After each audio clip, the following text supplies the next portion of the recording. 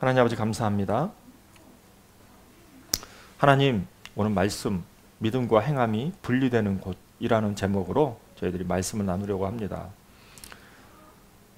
야고보서 1장 1절부터 11절 말씀인데, 이 말씀을 새해 첫 예배로 저희들이 은혜를 나눌 터인데, 어떻게 보면 무겁고 힘겨운 말씀이지만 그럼에도 불구하고 이 말씀을 통해서 저희들이 은혜와 도전을 받는 시간이 될 수 있도록 인도하여 주시옵소서. 감사드리며 살아계신 예수 그리스도의 이름으로 기도드렸사옵나이다.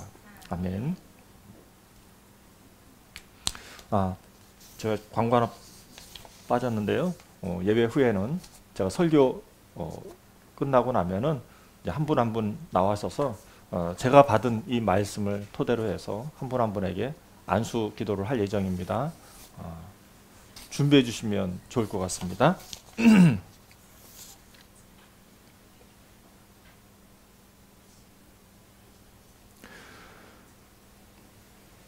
여러분들, 오늘 말씀 굉장히 무겁고 힘든 말씀입니다. 시련에 직면하였을 때 우리는 어떻게 대처를 해야 되는가, 성도의 삶의 자세를, 신앙의 자세를 오늘 말씀은 보여주고 있습니다. 미안한데요, 일어나 저 뒤에 저 히터를 좀 꺼주세요. 그냥 뒤에 지금 부채질까지 하고 있어서.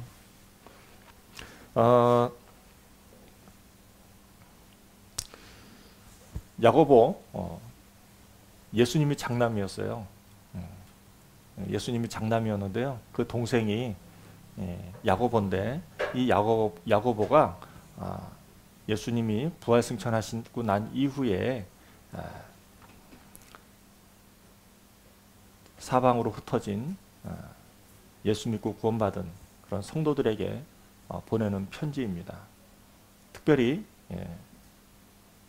유대인들이 흩어져서 살아가고 있는 그 이름을, 그 명칭을 디아스포라라고 합니다. 흩어져서 살고 있는 것이죠. 흩어져서 신앙생활하고 있는 것입니다. 핍박을 받았기 때문에 흩어졌던 것입니다. 그런데 문제는 뭐냐면, 흩어지고 났을 때, 예를 들어서 자신이 정착해서 살던 곳에서 흩어져 버렸으니까 먹고 사는 게 힘든 거예요. 신앙도 지키기가 힘들어요. 신앙도 지키기 힘들죠. 먹고 사는 것도 힘들죠. 집도 없죠. 또 갈 곳도 없죠. 그렇게 생활하고 있는 거예요. 그런 시련을 맞닥뜨린 그 성도들에게 야고보 기자는 뭐라고 설명하고 있을까요? 너무나도 무겁죠.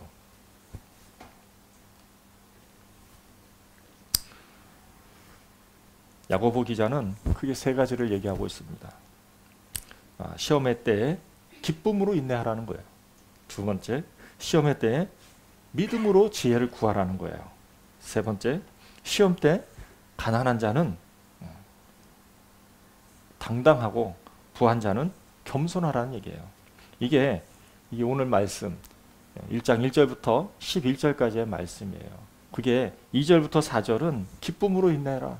또 5절부터 8절까지는 어떻게 합니까? 지혜를 구해라. 그리고 9절부터 11절까지는 가난한 자는 당당하고 부한 자는 겸손해라.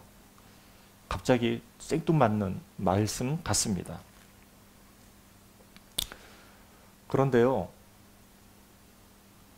이때 당시 상황 가운데서 가난한 자는 당당하게 살 수가 없었거든요. 부한 자는 겸손하게 살 수 없는 그런 시대적인 상황과 환경 가운데 있었습니다. 게다가 로마 식민지의 지배를 받고 있었기 때문에 디아스포라 이 성도님들은 정말 하루하루 사는 게 지옥 같은 나날을 살기 시작했습니다. 여기에 하나 더 플러스 1 플러스 1이 됩니다. 뭐가 1 플러스 1이 되는가? 야고보 기자가 이 서신을 쓸 때가 이제 시련의 시작이었다는 것입니다. 시련의 끝나는 게 아니라 시련의 시작이었다는 거예요. 핍박과 고난을 받는 그 시작 즈음에서 이 말씀이 우리에게 주어졌던 것이고, 유대인 디아스포라 성도님들에게 주어졌던 것이고, 이것이 흘러서 지금 저희들에게 주어진 것입니다.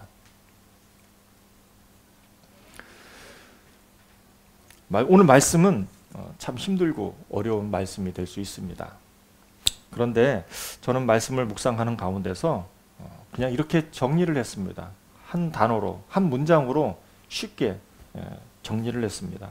그것은 뭐냐면 믿음과 행함이 분리되는 곳, 그곳이 어디인가? 바로 시련이라는 곳입니다. 우리가 시련에 직면하였을 때에 믿음과 행함이 분리될 수 있다는 것을 전제로 해서 저는 오늘 말씀을 제 나름대로 정리되고 해석된 것을 가지고 여러분들에게 나누고자 합니다.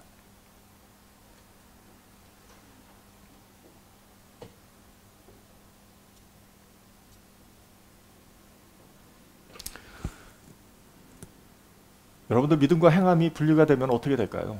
예수님과 동행하는 게 쉬울까요? 어려울까요? 어렵습니다. 너무너무 어렵습니다.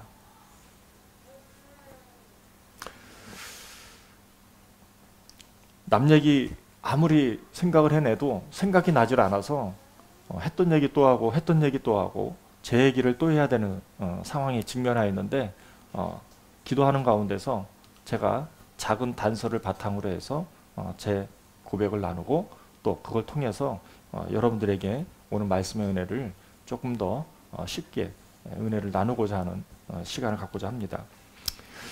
제가 제 인생을 결정짓는 사건이 있었는데 그게 언제냐면은 선교였고요. 그 선교를 통해서 제 인생에 있어서 28세 이전과 이후로 나눌 수가 있습니다. 28살 이전에는 제가 신앙생활 안 했는가? 신앙생활 했습니다. 정말 성실하게 신앙생활을 하였습니다.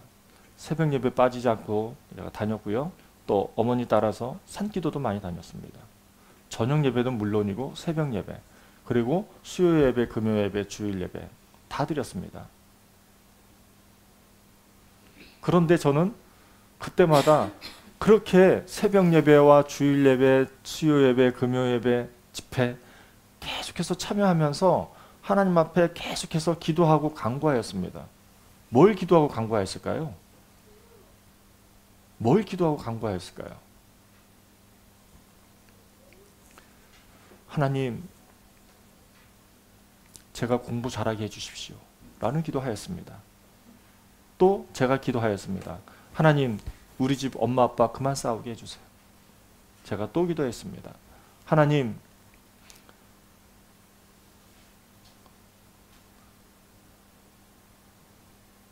저는 남자로 태어났는데 저를 왜 여자로 태어나게 해주시지? 왜 남자로 태어나게 해주셨어요? 라는 기도도 하였습니다.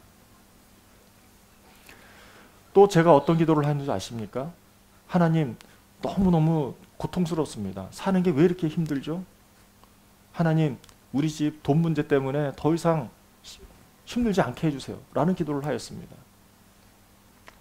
또 제가 발가락에 치는 때문에 어려움을 겪고 있을 때 간절히 기도해서 하나님, 너무너무 고통스럽습니다. 이거 낫게 해주시면 제가 하나님께서 원하시는 삶을 살겠습니다 라는 서운 기도도 하였습니다. 그렇게 기도를 많이 하였는데요, 그 기도를 많이 하는 가운데서 제가 신유의 체험도 하였거든요. 은혜도 받았거든요. 기적도 체험했거든요. 그런데도 불구하고서 저는 하나님을 찾고 또 찾고 하나님께 울고 부르짖으면서 기도하면서 예배하면서 집회를 전전하면서 하나님 앞에 매달렸습니다. 뭐가 문제였을까요? 뭐가 문제였을까요? 문제가 있었어요. 저는 하나님을 찾으면서 문제 해결에 접근하였지만은 하나님께서는 저에게 그런 제게 깨닫게 해주시려고 하는 게 한 가지 있었습니다. 그것이 뭐냐면, 상도야, 네 심령은 갈급하단다 라는 것이었어요. 사랑하는 성도 여러분, 문제 해결이 된다고 하면 우리가 갈급하면 해결이 될까요? 해결이 안 됩니다. 해결이 되지 않습니다. 우리가 크고 작은 문제들에 직면할 수 있습니다. 그 문제들이 어찌 보면 하나님께서는 그 문제를 통해서 우리에게 주고자 하는 메시지는 뭐냐면, 너의 중심의 영혼의 갈급함을 해결하라는 메시지인 거죠.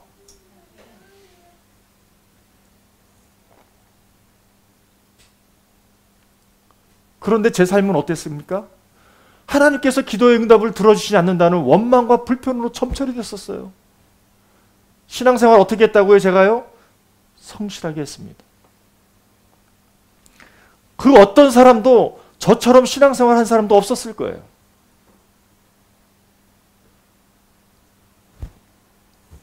저는 하나님 앞에 불평불만이 가득 찼었습니다. 그리고 인생을 살아가는 데 있어서 분노가 분노로 축적되어지는 그런 상황에 처해 있었습니다. 그걸 통해서 하나님께서 제게 주시는 메시지는 뭐였냐면, 상도야, 내가 너와 함께하고 싶다. 밖에서 예수님께서 제게 노크를 두드리시는 거예요. 그런데 저는 제 심령의 마음의 문을 열 수 있는 방법을 몰랐어요. 마음의 문을 열면은 두렵고 무섭고 겁났거든요. 죽을 것 같았거든요. 제 마음의 문을 더욱더 견고하게 닫고 닫으면서 어떻게 해요? 신앙생활하면서. 그러면서 저는 더 하나님을 찾으면서 갈급해한 그런 저의 신앙생활이 있었다는 것입니다. 뭐가 문제였을까요? 갈급함이 문제였어요.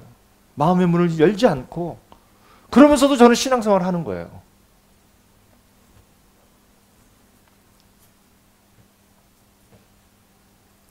문제 해결된 걸 가지고 하나님 앞에 감사하기보다는 문제 해결되지 않은 걸 가지고 하나님 앞에 원망하고 불평하고 끊임없이 제 심령 가운데 분노의 가지들이 솟아나기 시작했다는 거예요.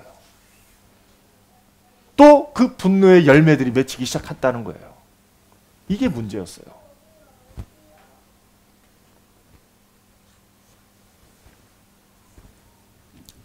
그리고 나서 제가 말씀을 드렸지 않습니까? 제가 여러분들에게 말씀드렸던 것처럼 제 인생에 있어서 28살 이후에 제가 결단하였습니다. 내가 하나님의 뜻대로 살기로 결단하였습니다. 내가 주님과 동행하기로 결단하였습니다. 그러면서 저는 더 예배를 찾게 되고 말씀을 보게 되고 큐티도 하면서, 왜요? 하나님과 동행하고 싶어서, 제 마음의 문을 찢으려고 제가 결단하였습니다. 그런데 그거 아세요? 결단했다고 해서 제 마음의 문이 열립니까? 열리질 않습니다. 오히려 더 하나님을 찾고자 하는 갈급함이 더 강력해집니다.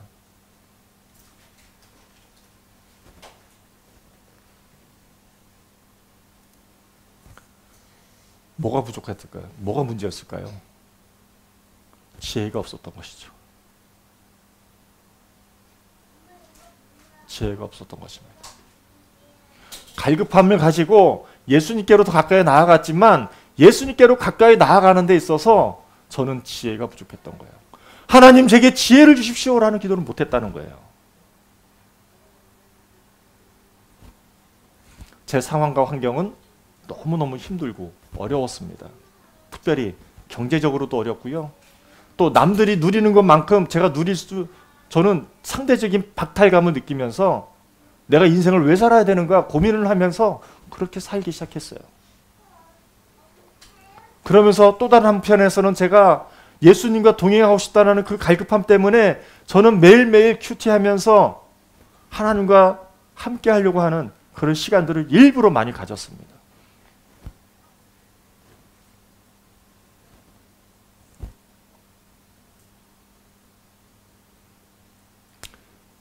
그런 제가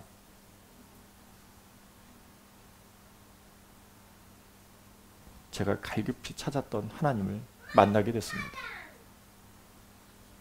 어떻게 만났을까요?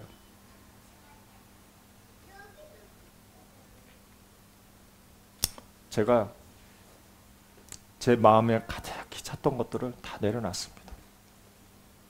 내 안에 내가 소중하다고 생각했던 것, 내가 중요하다고 생각했던 것들을 내려놓기 시작했습니다.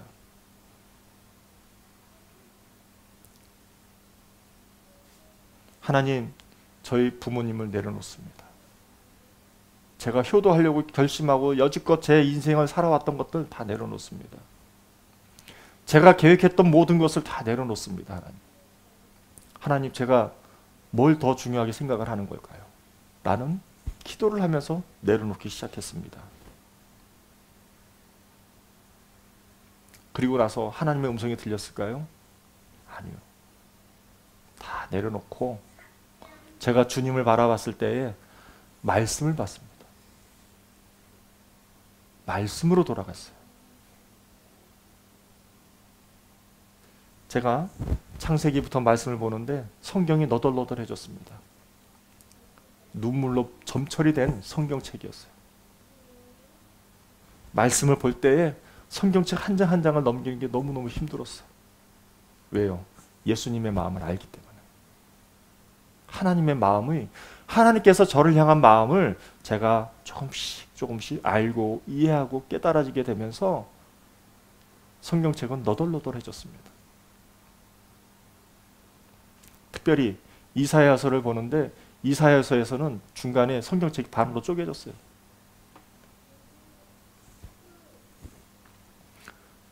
그러면서 제 입술에서 이런 고백이 나오게 됩니다. 주님, 주님과 동행하고 싶습니다. 더 이상 갈급한 삶을 살고 싶지 않습니다, 하나님. 그러면서 제 상황과 환경은 어떻습니까? 제 믿음과 내 현실 사이에서 끊임없이 제 마음을 갈라놓으려고 하는, 두 마음으로 갖게 하는 그런 현실이 있었음에도 불구하고 저는 그런 상황과 환경 가운데서 시련 앞에서 하나님, 믿음으로 살기를 원합니다. 마음이 나뉘어지는 것이 아니라 하나님께로 초점이 되면서 주님과 동행하는 삶을 매일매일 살고 싶습니다. 라는 기도를 하면서 그렇게 시련과 씨름하고 싸웠습니다. 사랑하는 성도 여러분, 시련이 있습니까? 문제가 있습니까? 그것은 싸워야 할 대상입니다. 무엇과 싸워야 할 대상입니까? 두 마음이 되지 않기 위한 싸움이라는 거예요.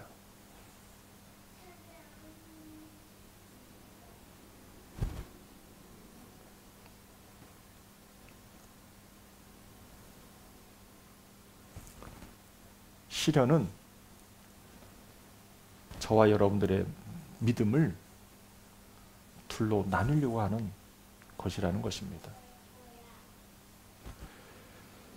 누가복음 8장 13절 PPT 말씀 보시게 되면요, 씨 뿌리는 자의 비유가 나오게 됩니다. 말씀이 길가에 떨어지게 됩니다. 말씀이 뿌려지고 말씀이 떨어지는데 누가복음 8장 13절 말씀에 보면은 이렇게 PPT로 나오게 됩니다. 예. 네, 8장 13절 말씀 한번 읽어주시겠습니까? 시작. 바위 위에 있다는 것은 말씀을 들을 때에 기쁨으로 받으나 뿌리가 없어 잠깐 믿다가 시련을 당할 때에 배반하는 자요. 시련을 당할 때 배반하지 않게 하기 위함이라는 거예요. 누가요? 예수님. 여러분들 오늘 말씀을 들으면서 은혜가 있습니까? 기쁨이 있습니까? 그러나 이 기쁨이 지속이 되느냐 안 되느냐는 뭘로 볼 수 있어요? 시련 때문에 볼 수 있다는 것입니다. 어려움을 당할 때, 문제가 다 있을 때, 문제에 우리의 모든 것이 빼앗겨져 버리고 우리의 마음은 두 마음으로 나뉘어지게 돼요. 따라서 베드로전서 1장 9절 말씀에 보면은 믿음은 뭐라고 말씀하고 있는가? 다 같이 한번 읽어보실까요? 시작. 믿음의 결국 곧 영혼의 구원을 받음이라. 믿음이 결국에는 영혼의 구원을 받는 거에 있다는 거예요. 시련을 당할 때 시련은 무엇입니까? 믿음이 영혼의 구원을 받는 데 있어서의 과정이라는 것이죠.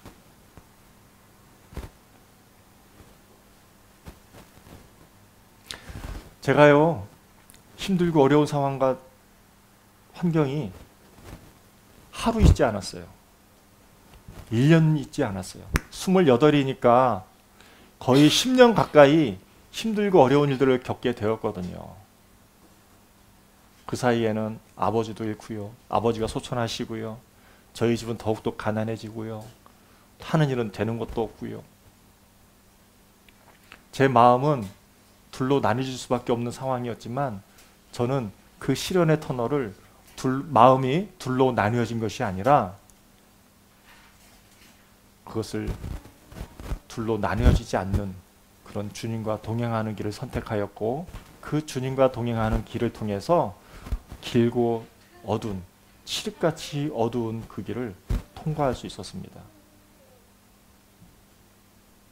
그 근원은 제 안에 깊은 곳에 갈급함이 있었는데 그 갈급함을 주님과 동행함으로 해결하였고, 아무리 힘들고 어려운 상황과 환경 가운데 있다 할지라도 저는 그 믿음의 여정을 감당할 수 있었다는 것이죠. 제 믿음은 문제에 있지 않았습니다. 제 믿음은 당장 내 앞에 눈에 펼쳐져 있는 고난과 고민거리들에 있지 않았습니다. 단 한순간이라도 하나님과 떨어져서 살기를 원치 않았다는 것이죠. 말씀을 정리하도록 하겠습니다. 사랑하는 성도 여러분, 사랑하는 동역자 여러분, 2023년도 1월이 시작이 되었습니다. 새해가 시작이 되었습니다. 여러분들 2022년도에 묵은 문제들을 가지고 현재 여기 와 계십니까? 지금 이곳에서 또 미디어로서 영상으로서 예배를 드리시고 계십니까? 마음이 둘로 나뉘어져서 지금 현재 예배를 드리고 계십니까? 시련 때문에 힘들어 하십니까? 그 문제의 핵심이 무엇인지 결국에는 베드로 사도가 이렇게 얘기했죠. 결국에 시련은 무엇인가? 영혼 구원을 받는 거에 있다라는 것입니다. 영혼 구원을 받아야만이 마음을 둘로 나뉘어지는 것이 아니라 영혼 구원을 통해서 우리가 갈급함도 해결하고 주님과 동행함으로 주어진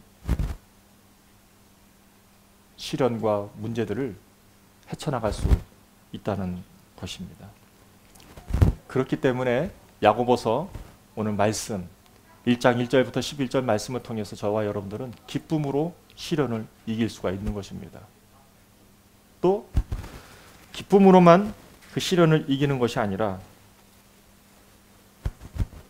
우리는 믿음으로 지혜를 구할 수가 있다는 것입니다. 시련 앞에 우리의 믿음은 지혜를 구해야 하는 것이고요. 기쁨으로 대응할 수가 있다는 것입니다. 그리고 마지막으로는 우리가 가지고 있는 형편에 따라서 좌지우지가 되지 않는다는 거예요. 가난하면 가난한 대로 승리하면서 살 수가 있다는 것이고요.